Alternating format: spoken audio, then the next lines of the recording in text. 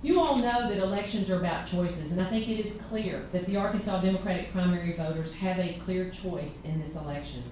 This election is about accountability. Are the candidates willing to be accountable to voters? My voting record is completely transparent, and all of you in this room have questioned me about my votes at one time or another. And I'm proud to defend those votes.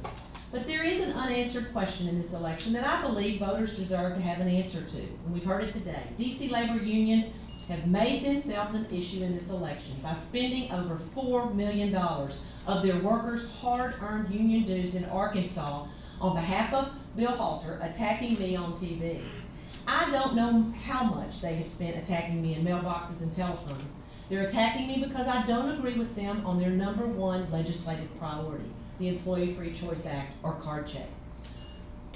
One of my opponents has made his position very clear, but the other one, Bill, continues to insist that he will support a compromise on card check. He won't release his AFL-CIO questionnaire, as I have done. Now ask yourselves, just as Arkansas voters would ask themselves, would these DC unions invest more than $4 million in our small, proud, rural state if they thought they were getting a senator who would go to Washington and compromise on their #1 issue? A senator that's going to go and not follow the direct line that they have asked for. I've met with these unions over the last couple of years, and I can assure you, they were not asking me to vote for a compromise. Ladies and gentlemen, I promise you that you will always get a straight answer from me. The voters of Arkansas will always know where I stand, and even if it means outside special interests don't like it. I'm going to work hard to win this race, and I appreciate the voters of Arkansas.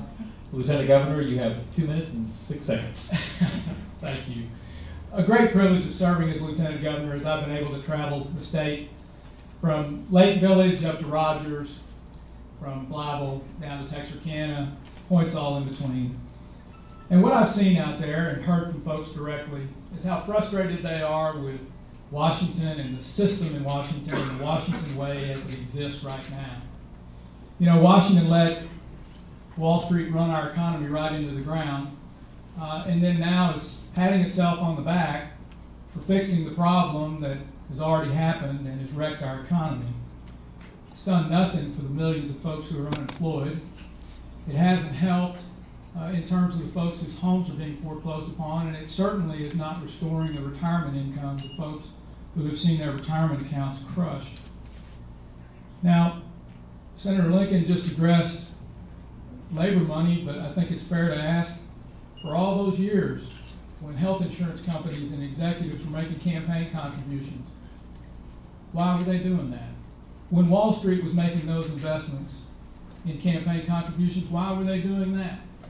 And in fact, why would you still not return this money? Look,